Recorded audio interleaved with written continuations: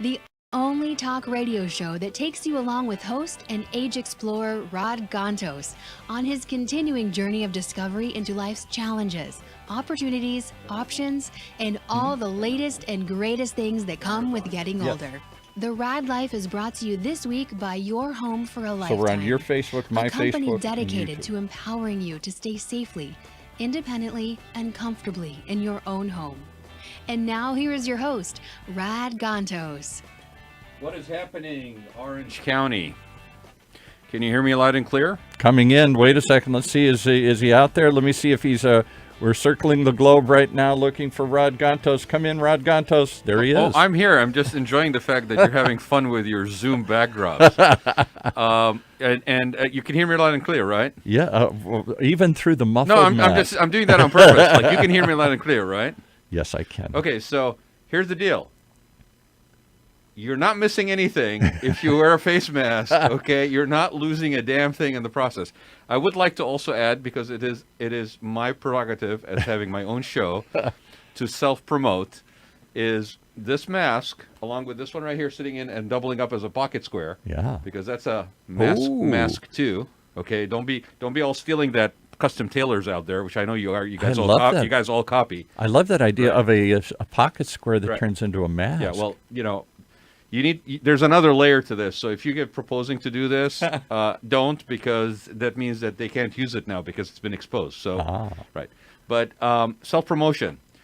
These masks are made by my face mask company. Your new company, yeah. So in April, when this whole, or March, when this whole crap started, I pivoted because I didn't think it was morally appropriate for me to be selling people on design services while they're not sure which side is up and where the money's coming in. Right. And hey, Paul, you just lost your job and you're wondering whether you're going to get that stimulus check. And I think you should spend it on a room addition or buying a new couch, right? No, I didn't think that was very morally or ethically appropriate.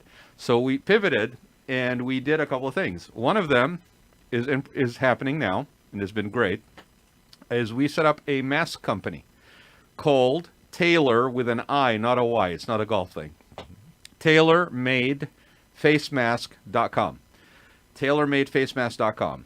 And can we find these anywhere? Where do we find these? TaylorMadeFaceMask.com. Tailor Taylor Tailor shop. as in tailoring, like stitching.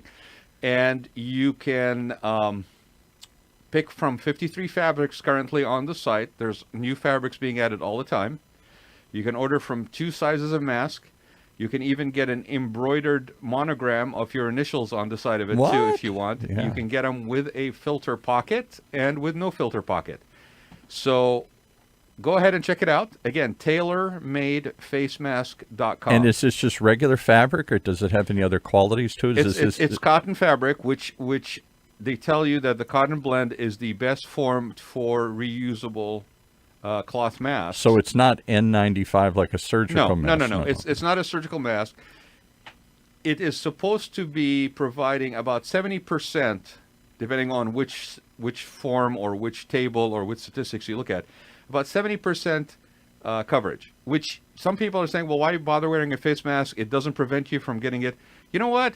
Improving my chances by 70%, I'll take that any day, right? When I can't get straight information from anybody about what should be done, consistent information or regulations from anybody, and we'll talk more about that right now. Yeah. But to mask or not to mask? To mask or not to mask.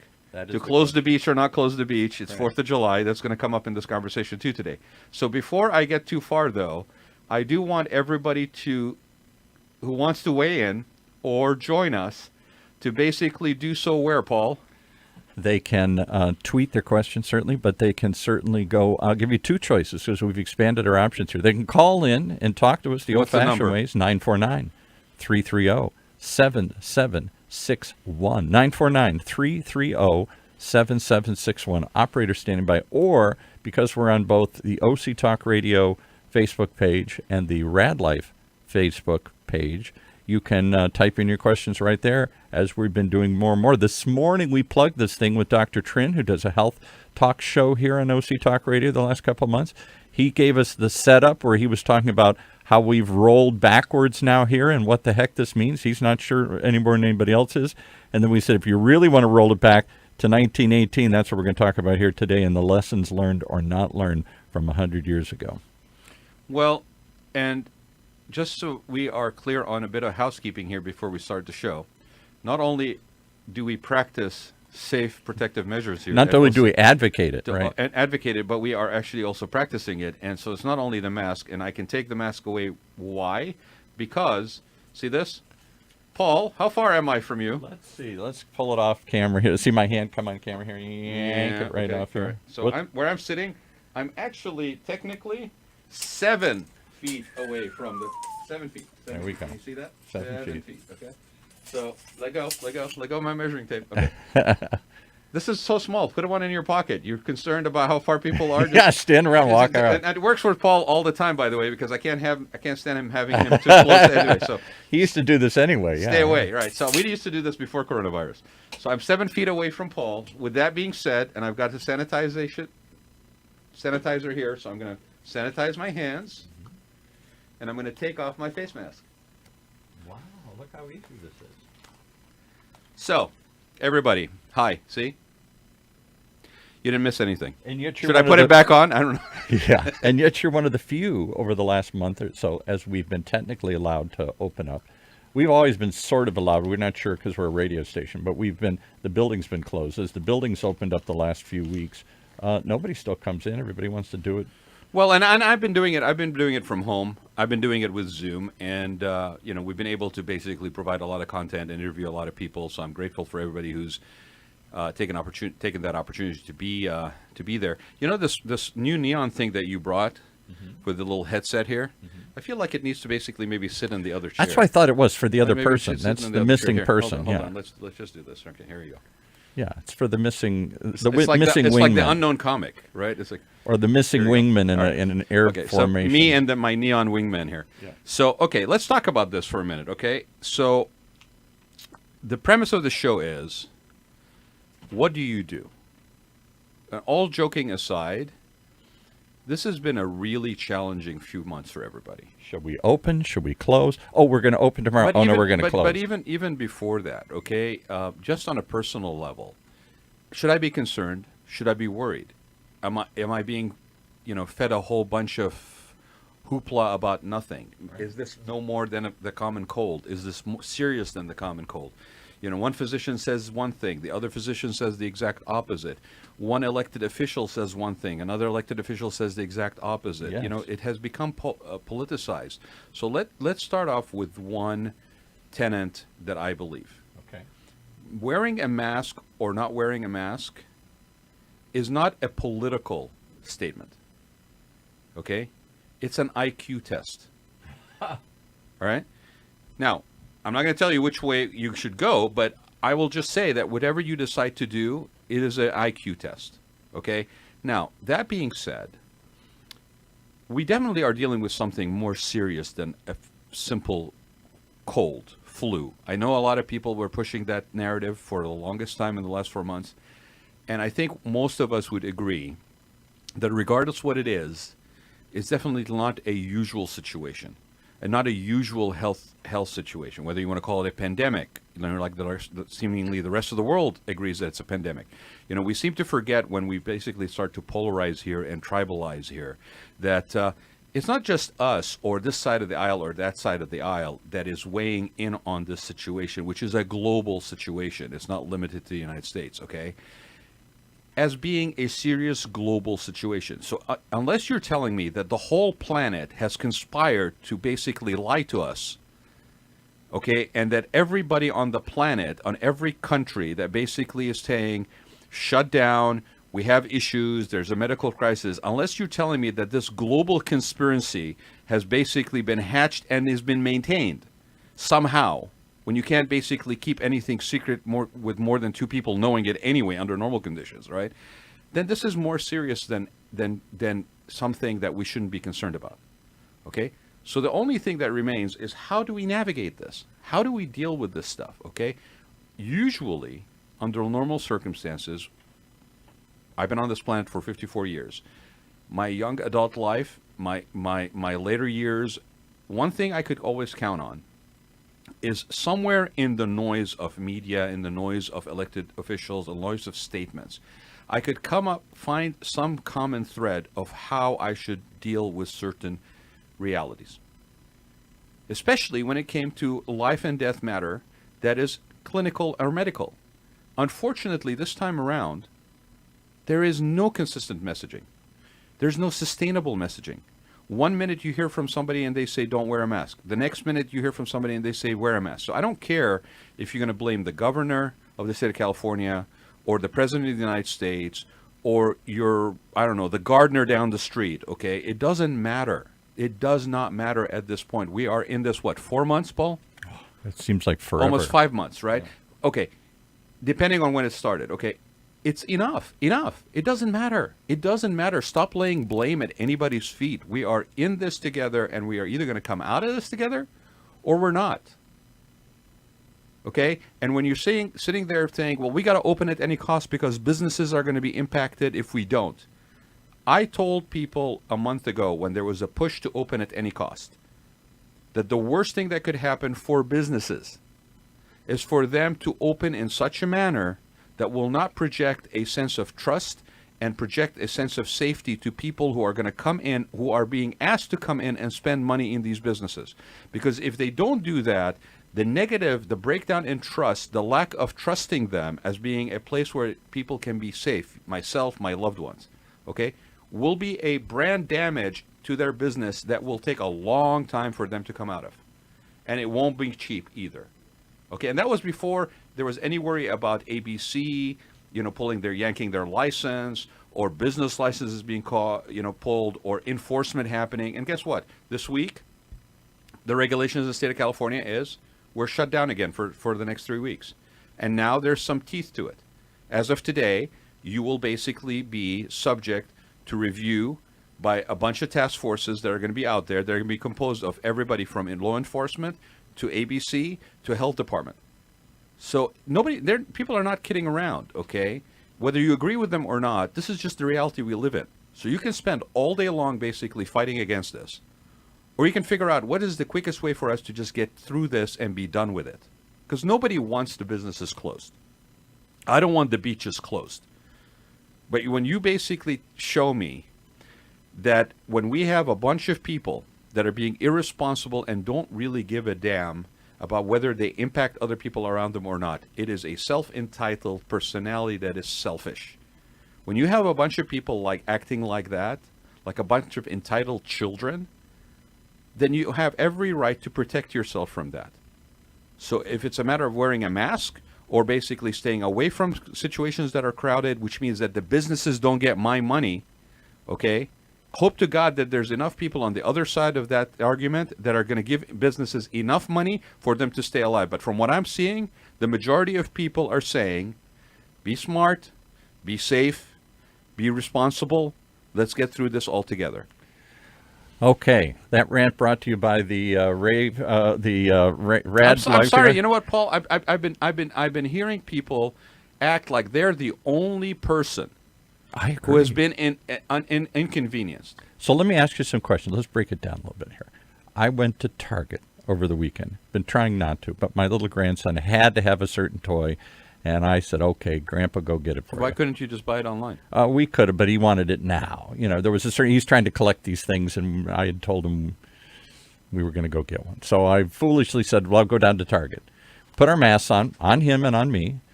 And first time I'd been at Target in a long time. And the majority of people were wearing masks in the Target. I think the retail stores have had better adoption than some of the local mom and pop shops, because they were. And it really depends where. I mean, I've noticed, like I said a minute ago, I've noticed that a lot of people, majority of people, especially now, maybe not a month ago or 2 months ago, but the seriousness of the matter, in terms of just what you have to deal with, has actually sunk in. And the majority of the people that are out there that are not maybe motivated by self-interest or some sort of positioning for the upcoming election or something of that nature. Most people out there that are just trying to get along and have a normal life, those are people that are basically adhering to those guidelines. So no different, by the way, than what happened in the first wave in 1918 when they had the Spanish flu pandemic that happened. Well, we're going to get to that. Yeah. All right, so I just want to, this is an observation. So we go down to Target, and the majority of people are there, but not everybody. And Target hasn't made it mandatory. They're suggesting it. They're even handing out masks here. This is the one in San Clemente we went to, off of whatever that is down there. Hermosa. Yeah. And Avenida Hermosa. Right. So this is actually the one on the other side, in the off of that street that goes down Plata de something or whatever here. Maybe it is Hermosa. It is. You just came at it from the other side. Yeah. Okay. Yeah. So one of their bigger stores, and they're suggesting, they're handing them out, the majority of people, but not everybody. So we find the little toy, we get in line, and there in front of me is a typical South County young, affluent mom who's got 2 tiny children with her who are running all over the place without masks. She has no mask, and she's very pregnant. Very pregnant. And I'm thinking to myself, I really wanted to ask her, but I didn't want to start one of these fights like the famous social rant at Trader Joe's where this lady went off when somebody asked her, why aren't you wearing a mask? Right. I don't have to. I don't want to. I can't wear a mask. So, and I thought to myself, why a pregnant woman? Now, maybe she's young and she's busy and maybe she's just, ignorant of the fact I can't have time to think about this. I got too many other things. Maybe she's indifferent. I'm young and it won't happen to me. Would that pregnant woman basically expose herself to secondhand smoke? No, she wouldn't. A pregnant woman wouldn't expose herself to anything. My These are people that put signs on the thing, staying away from me, baby on board. I'm supposed to be extra cautious when I drive around them. That's showing your age a little bit. But yeah. But I mean, the point is, why wouldn't you just go that extra step of potential protection, even if it means you are minimizing the possible impact of something negative that could not only affect you but affect. And what is it teaching your kids? These young kids are there. Don't they ask why aren't we wearing masks? Everybody else is. That is a much bigger conversation than one show can handle. Okay, because I don't want to really get into parenting, but what the simple basic thing is, when you get in the car, okay, you put a seatbelt on, right? Yeah. Okay. Now we don't fight that. You put the seatbelt on because you believe that seatbelt will help you avoid having an accident? No. So for all these people, they're saying, why wear a mask? Because the mask doesn't work, and if it works, it doesn't work well enough. Like, it's not 100%. It won't help you avoid getting coronavirus. I'm like, okay, but I don't put the seatbelt on either because it's going to help me avoid an accident. Plus, when I'm in the car driving as responsibly as I want to be, I'm still subject to other idiots on the road and what they do, right? It's the same scenario. Like, right? So you don't, why do you buy insurance? Because insurance is going to stop you from having a situation that this insurance will now protect you against? No, it's the same kind of rationale. Like, you can make this thing a big molehill, okay, of an issue, or you can just look at it very simply as an added level of protection that not only protects you, but your loved ones, my elderly parents, your kids. And one other element to this that I don't think enough people talk about. It isn't just about me. Protecting me. Everything right now is all about me, my inconvenience. That's a reflection of the society we live in.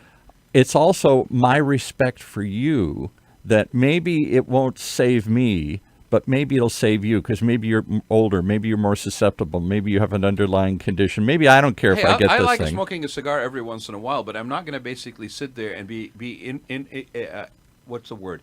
Disrespectful that somebody maybe has an issue with the smoke, right? You're not going to blow it in their face, I always right? ask. I always look and see which way the wind is blowing because I don't really want to have somebody basically be subjected to my indulgence and me not have a sense of some responsibility to lessen that. It's the same exact situation. So you know what I've started doing when I see somebody? I did this the other day. I'm crossing the street here, and somebody came up next to me and had a mask on. And somebody got on the elevator with me later that day and had a mask on. I looked at him and I said, we're sitting there quietly, feeling awkward with our masks on. I said, thank you for wearing a mask.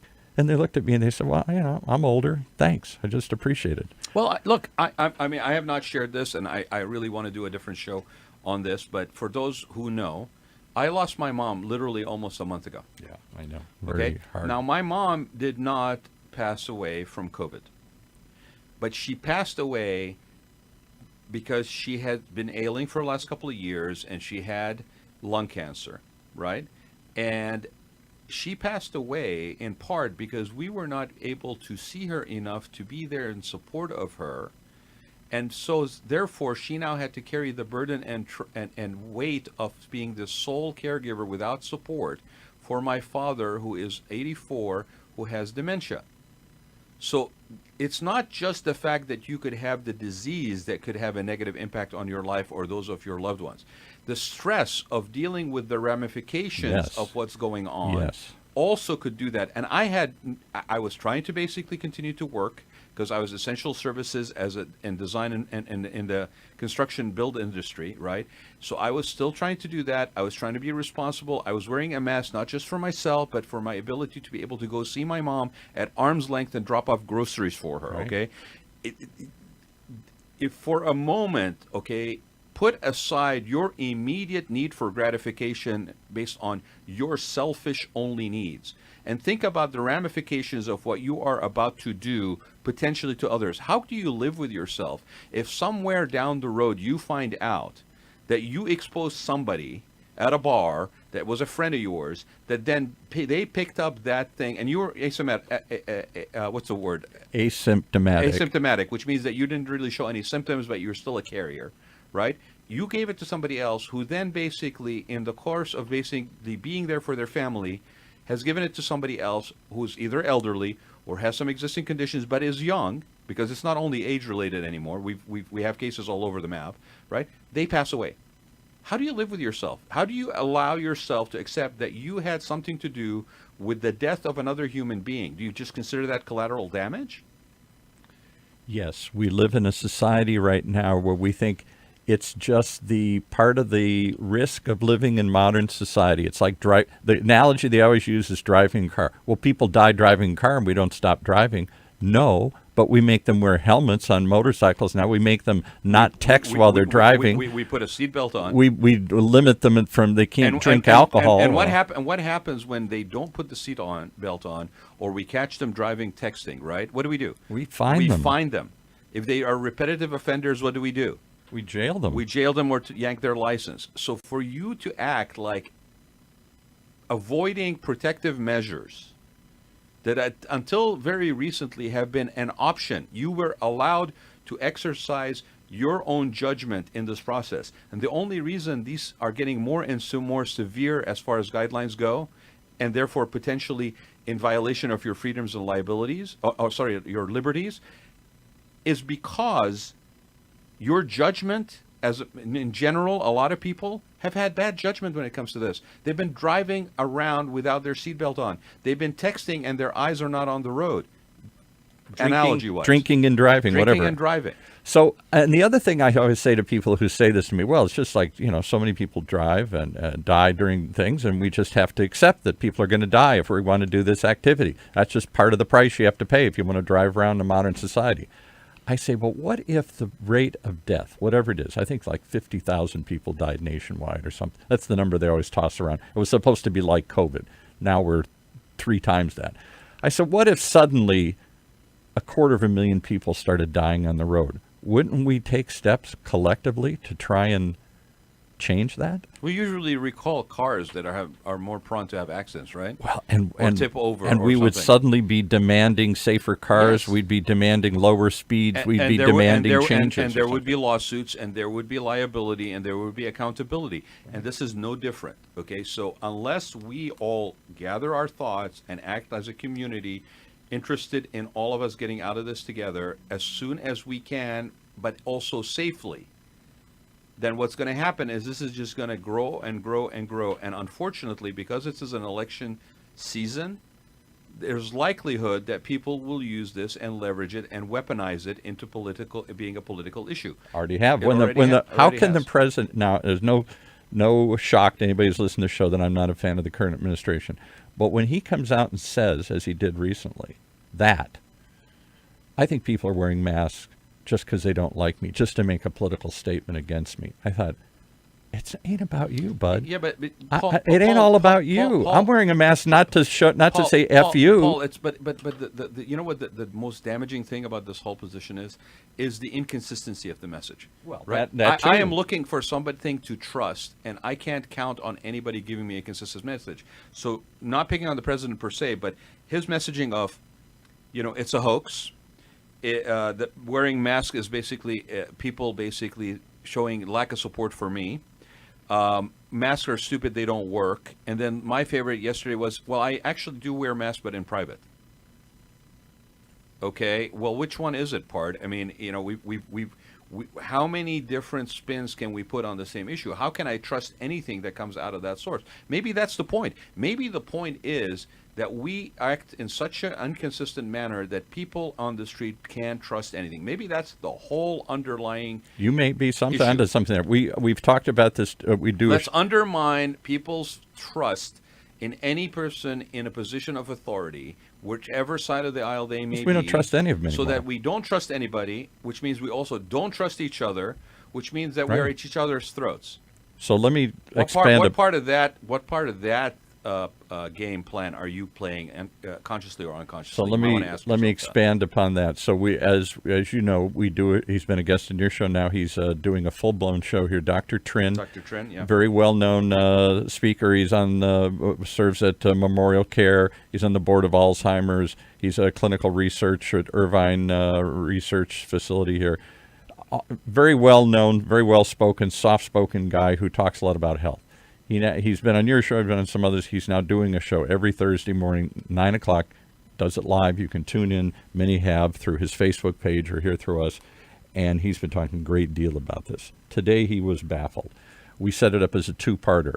We've rolled backwards. And so this morning he talked about why and what does this mean and why are we going backwards on this thing. The rest of the world looks like they're conquering it, and instead we're cutting it loose again here. And he talked about some of those issues, why people won't wear masks a lot.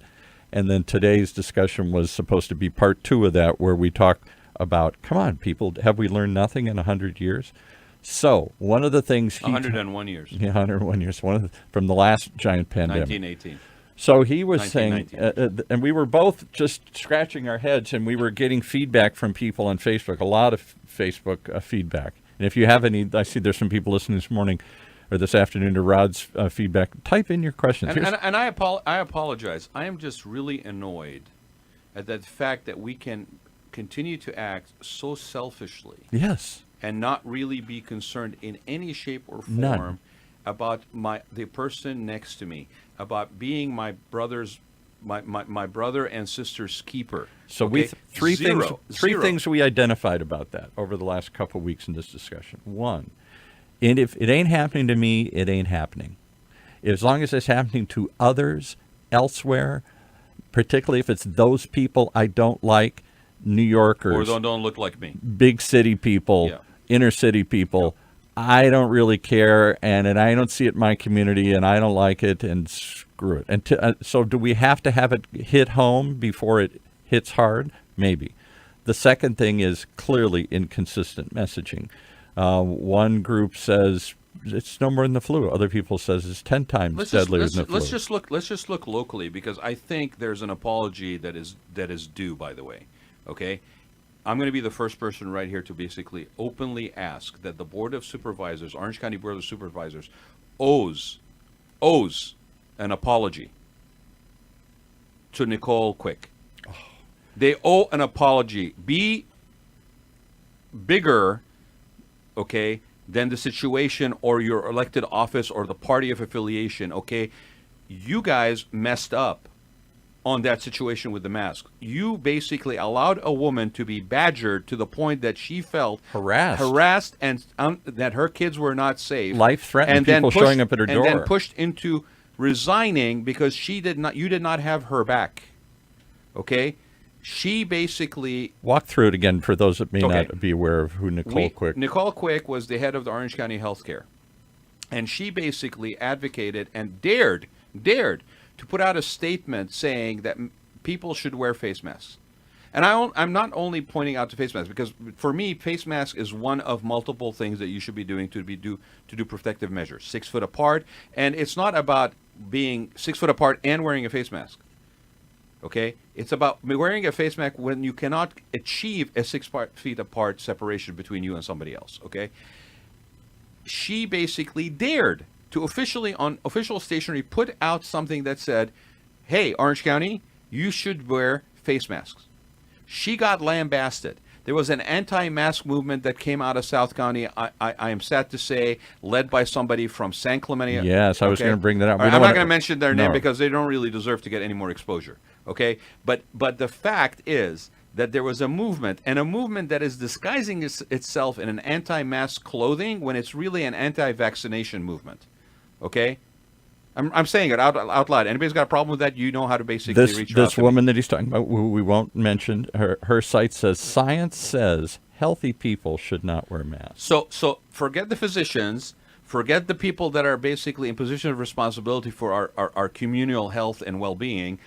This woman dared to put something on a piece of paper that said, hey, Orange County, for your own safety, potentially helping reduce the impact of this thing that we don't exactly know what it is, but it's obviously having a negative impact in mass on a lot of people. We're calling it COVID-19, okay? Please wear a face mask. It's something that you should do. You must do. Oh my God. She basically got like roasted in the middle of the city square. She basically was thrown on the fires. Protesters showed up Right. at the thing.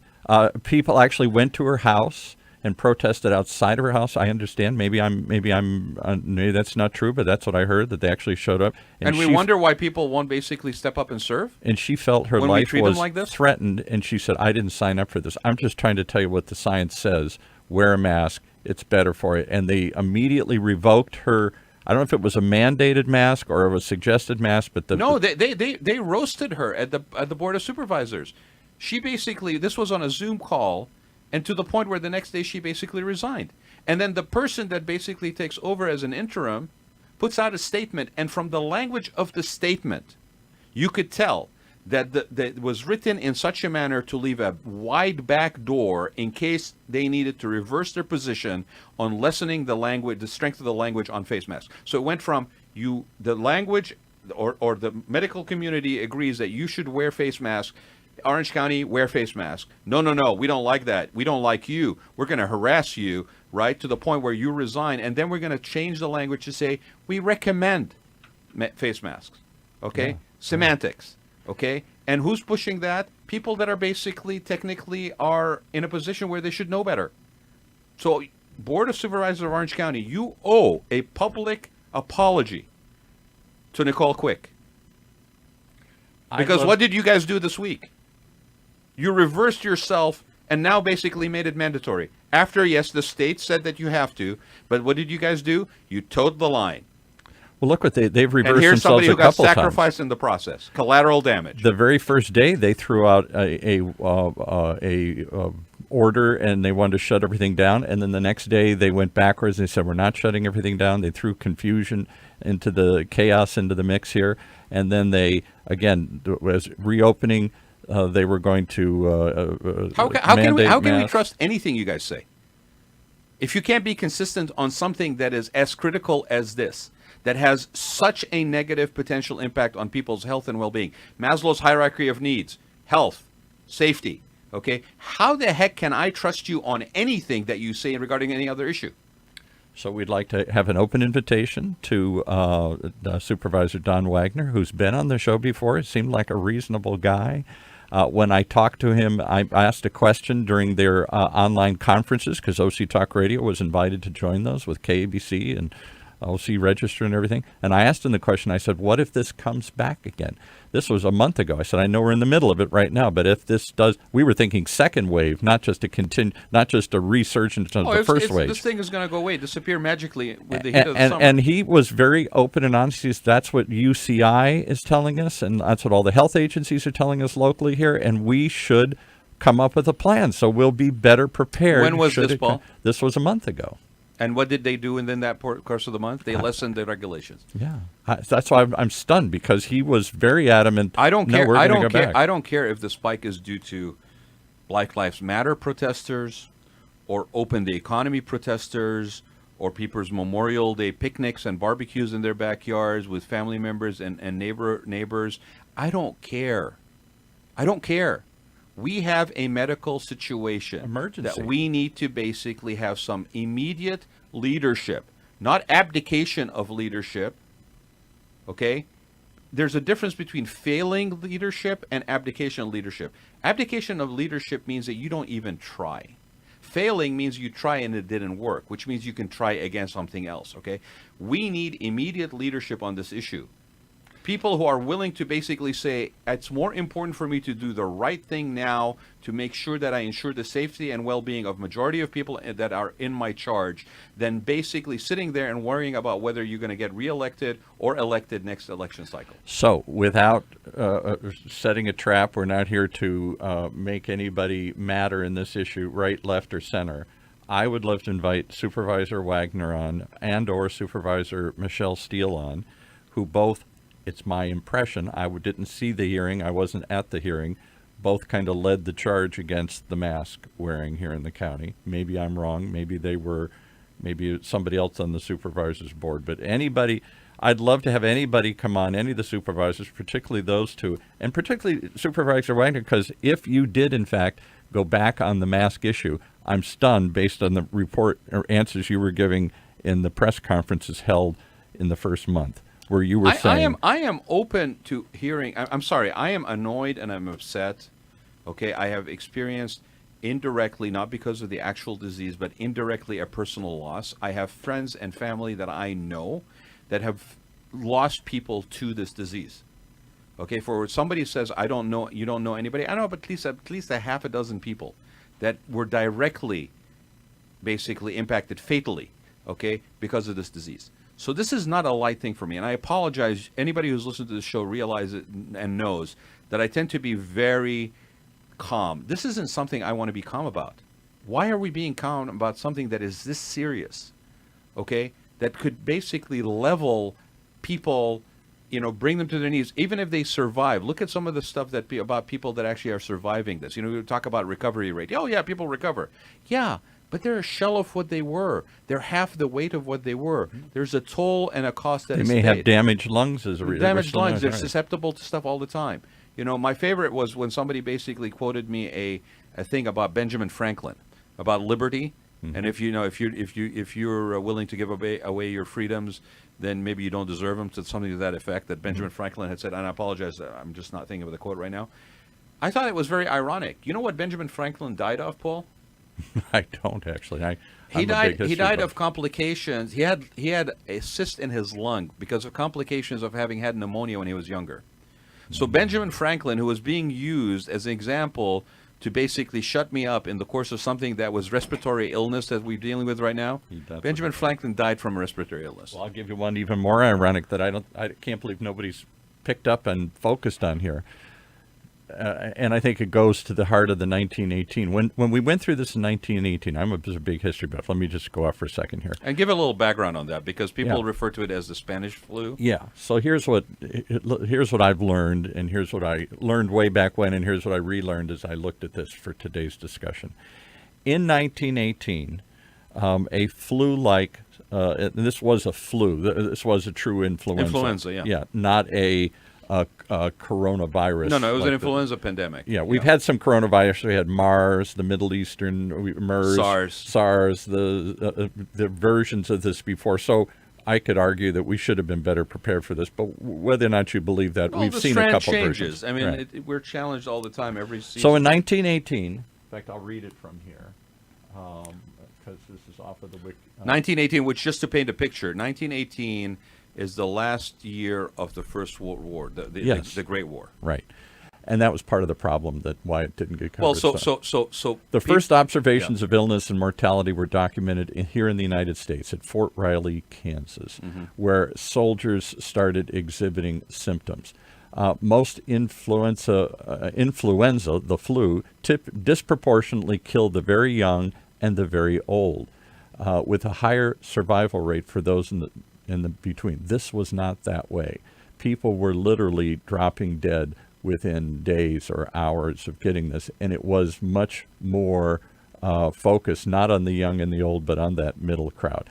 And they said, and it's because of what they talk about, this cytokine storm, which ravages the stronger immune systems of young adults, where your body goes into overdrive trying to kill something. Which is similar to what's going on now. Yeah, exactly. Yeah. So it had similar characteristics, but it wasn't the exact same family. So let's make that clear. It was caused by an H1N1 influenza A virus. Okay. And in 1918, here's what happened. The first wave struck in the spring. Yep.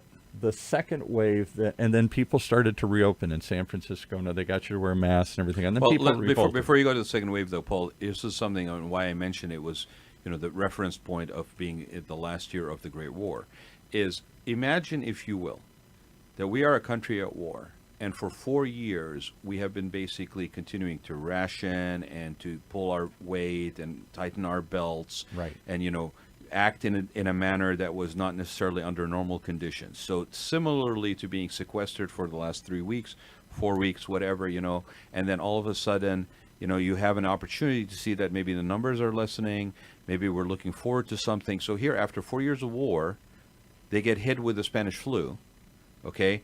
And it's an influenza pandemic, it spreads, and now it's starting to go down and the war is over, and so you have a jubilant atmosphere that wants to get back to normal. And on top of that, there's strong evidence that the governments of the United States, all the allied countries, didn't want to play this up. They were in the ending stage of World War I. Millions of people have died. They didn't want to weaponize it. Yes, that's an issue. They didn't want to promote it. They didn't want to talk about it. They didn't want to create more fear and panic and whatnot, so they didn't. And the reason it was called the Spanish flu is because Spain, which was not in the war, it was a neutral country, did talk openly and honestly and often about the outbreak there. So people started to think, oh, it must be the Spanish flu because the Spanish seemed to have the worst case. It didn't. It started here in the United States. It didn't start in Wuhan, China. It started here, and it was a swine flu. It was one of those flus that went from pigs to humans. Most animal diseases don't make that jump. Nobody's sure when and why and how. Right. And one of the things that we should point out is just yesterday, the World Health Organization, whether or not you think this is true or not, pointed out, could a new swine flu be brewing in China? China downplays the potential for new swine flu pandemic, but a new swine flu has been found in China, similar to the swine flu that erupted in 1918 and then reemerged as the so-called swine flu in 2009 and killed people around the world. So the first wave of the Spanish flu in the 1918 pandemic was in the spring. Basically, it was in the spring. By fall of 1918, it looked like things were, or the summer, it looked like things were kind of simmering down. People were getting back into normal. Everybody was jubilant about the end of the war, so crowd gathering. Nobody's talking about it much because we didn't want to nobody wants to talk panic about what just happened, right? And then they, even to the point of sensitivity where they name it something based on a neutral country, so that they don't accuse each other of basically being the source of it, right? Right. With that being said, everybody's out. They're letting their guard down. And what happens come the fall? Here's what happened. According to History.com, there's a great documentary. You can go to the History Channel and see this. It says, however, a second highly contagious wave of influenza appeared with a vengeance, it says, in the fall of that same year. Victims died within hours or days of developing symptoms, their skin turning blue and their lungs filling with fluid that caused them to suffocate. In just 1 year, 1918, the average life expectancy in America plummeted by 12 years. Now, you would think that at that moment where we're being hit again, or they were hit again, by this reoccurrence, this second wave, that there would be even more of a consciousness to immediately adopt protective measures so that we can gather our strength, pull together, and see our space through this. No, but in fact, in Philadelphia, there's a famous case where I think it was Philadelphia, where they started opening up and had parades and other things and did not want to deal with it and saw huge spikes in this thing. People had already gone through the war. They'd gone through the first wave, which was generally mild. The sick experienced typical flu symptoms, chills, fever, fatigue, usually recovered within a couple of days. Number of reported deaths was low, and everybody said, hooray. It hits again after they've asked us to wear masks. Ain't going to do it. Forget it. It's over. I'm done with it. I'm so past it. I'll just ride it out. And instead, that second wave is what killed people. And more people died in that second wave than in the first wave. Altogether, there were 3 waves. Another one came back in the following spring of 1919. And together, they estimate about 675,000 people. Heck, we're on pace for that. We're at 200,000 150,000 and climbing. We could be at 200,000 before the first wave's over. Today they said that our current daily number in the country is something like 45,000, and they would not be surprised if it goes up to 100. Of affected people. Of affected people. And right now it's averaging about 1%. So if 1% of a million people, if a million of our 300 million people got it, 1% of that is 100,000 people. If 100 million people, or if 150 million people get it, and 1% of them die, which is the current estimated rate of people that die from this, that's half the country gets it. 150 million people, that's 1.5 million, which would be twice what the sum total of the Spanish flu was, 675,000. And for those who say, well, people die all the time. Old people are going to die. That infuriated the hell out of me, especially with what was going on with my parents, right? But people die all the time. Okay, what if that was your parent or your spouse or your mentor or your business partner that is in that 100,000? Okay, are you going to still think the same? What about the fact that 100,000 that may lose their lives have other people attached to them that are also going to lose out here? There's going to be a sense of loss that will last a lifetime. Is that collateral damage that you're willing to accept without doing anything that maybe minimizes as long as it doesn't happen to me? A lot of people are saying yes. So here's what I learned out of it at the sum total. I studied history like crazy. Before you do, though, Paul, let me just say also something else happened in the fall of that year during that second wave. Because people were being really frustrated now to basically be asked to, hunker down again. Yeah. Okay? So put the mask back on. For those people who think that this anti-mask movement that's going on in 2020 is anything new, no. In 1919, there was an anti-mask league that basically was formed, ironically, out of San Francisco. Yes, right. Okay, and they had people that were supervisors that were part of that. The lady who ran it was a doctor that was a suffragette. There were other people involved in it that were business owners or what have you, and they absolutely did the same thing that's happening now. They petitioned, they pushed, they prodded, and they got things reversed from that mask. And what did we say about that second wave? More people died in that second wave. So I'm not vilifying the anti-mask situation. All I'm saying is it's nothing new. We've been through this again. This is 101 years later. And what are we doing today that is different? What have we learned today? Nothing. Nothing. In fact, here's one of the most shocking things I got up, because I went back, I had to think to myself, wait a minute, I studied American history for years. I wrote an honors thesis on all this stuff here. I spent a great deal of time, and I was just always fascinated with it as a kid. Why is it I know so little about? I knew there was a Spanish flu. I knew that 20 million people died around the world. But how come we don't hear about it? I never heard about it before. It was very minor foot, and I thought, well, it must be because it's at the end of World War I. It's right before the Roaring '20s, and then the Depression. It got lost. In the shuffle. Yeah.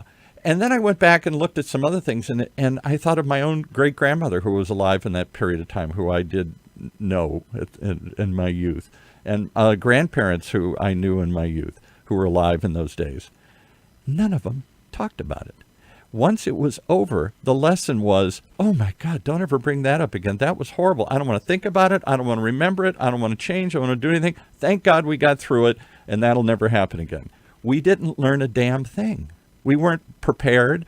We didn't have protocols in place. We didn't have data to examine and course and things to say, gee, we didn't have the ability to learn from history, so we repeated it. Well, and again, okay, this failure, this abdication of leadership that I'm talking about, which really is, I'm not being personal here, but you have a role to play. You are supposed to be what we go to as a sound source for information, a steady hand at the helm, okay, that basically is giving me a consistent and sustainable messaging, okay, that I can do something with that is useful information. When you basically fail to do so, when you fail to enforce your guidelines and you strongly verbalize them, you put the burden on everybody, including these business owners that you say you are looking to basically open up and support and make easy for them. They're already burdened with 4 months of making up for. And now you're basically saying, hey, Pard, you want to put protective measures in there so you can basically show the rest of the community that it's safe for them to come and spend money at your facility or your business. and somebody shows up and basically is going to defy those protective measures and insist on entry and basically use some stupid, loose connection with trying to circumvent the ADA, the American Disabilities Act, as a justifiable reason for them. You can't do that, by the way. American Disabilities Act, hey, business owners, if anybody shows up and tries to basically seek entry without actually wearing a mask or adhering to your protective measures and tries to pull a fast one by making reference to the American Disabilities Act, I have it from attorneys that specialize in this, that if you are endangering something and somebody, the business can actually deny you entry. So if they're showing up and you have already posted, this is the key thing. If you've already posted your guidelines in advance of them being there, then you have every right to deny them entry. If you don't believe me, find an ADA attorney in your area and ask them. They cannot circumvent the ADA. Because that is baloney. Personal rights only extend as far as your personal rights don't allow you to infringe on other people's safety. Yeah, you're allowed to do anything you want unless it harms others. Right. And by the way, like I said, this is not federal only, state only, or county only. It also, that responsibility goes all the way down to the municipalities. It all goes down to those business networking organizations, people that we count on to give us a consistent, sustainable message, a steady hand on the helm. And right now, we are rudderless. We're all over the place. We are rudderless. We are all over the place. The people that we are hoping would captain this ship that we are all on is basically not only heading for the iceberg, they're not even looking out of the window in the right direction. Okay? And they flip-flop. They're too busy basically hanging out, worried about whether the bar is stocked. We are heading for another iceberg. We've already hit once. We're heading for another one. And we count on our captains to steer the ship. Okay? That means that is the only job. Steer the ship. Go to YouTube. There's some great documentaries about the 1918 flu pandemic, one put out by PBS a number of years ago, one put out by the History Channel, one put out by Cambridge University that says the Spanish flu, a warning from history. And I will just, we're almost out of time here, but I want to just, again, couple minutes left. Give you an opportunity. If you are interested, go ahead, call us. What's the number, Paul? 949-330-7761. We'd love to hear from you. We'll be back talking about this, I'm sure, more. This ain't going away. This is not a tough... We thought it was over. I'll tell you what, this morning we talked about Dr. Trin's show. I thought, and he said, I thought so too, Donald Trump was counting on it, that this was going to burn out in the summer. Flus typically die off in the heat. This isn't a flu. I get it. It's a cousin to that. It's a different version. It's a coronavirus, not a influenza virus. But even still, the assumption was that heat was going to, because heat does kill this thing. We thought as it gets hot, we're going to die off. That's why we all assumed it wasn't coming back till flu season, till October, November. Instead, it ain't dying off. Well, it's not dying off, and I will tell you this. Again, it's an issue of trust, and there has been a major breach of trust here, right? What do I believe, and how do I even act or not overreact next fall season when we're now thinking about putting kids back in school, and everybody who has kids knows that it's basically, flu, and people get sick, and they pass it on, and the whole household goes through that. How do I trust that what I'm going through then is not anything as serious as what I just went through? Right. Okay, it's a super If you've got important. the sniffles, is it the flu or is it coronavirus? Right. Oh my God. Right. And my kid, and I'm putting it down. Now the pressure's on the school system. Everything else. We need that leadership. It is not. Like, I'm begging you, show the right kind of leadership through this. We are all in this together. Nobody is immune from this. I'll give you another crazy one. So I tend to focus, I'm a more liberal persuasion here, that the government could have contained this early on. If we'd had massive testing, we could have found it, isolated it, like they did in other countries here, Korea and other places here. It might have been draconian. We might have had to test everybody. Even if you didn't have it, we might have had to force people into isolation. But we could have done something different other than ignore it and let it start to grow like wildfire.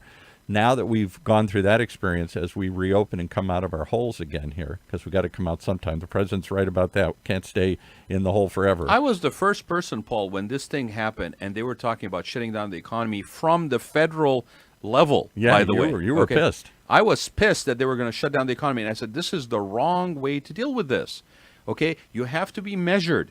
But the problem is that we weren't measured. No. We went from one extreme to the other. And now it seems like it's gotten out of control, and they're saying we can't contain this. We can't. It's just going to burn. Well, that's what usually happens when you basically go for like a yo-yo from one extreme to the other. Yeah. So we need a balance. We needed a balanced approach, from being consistent and sustainable from state to state, if nothing else.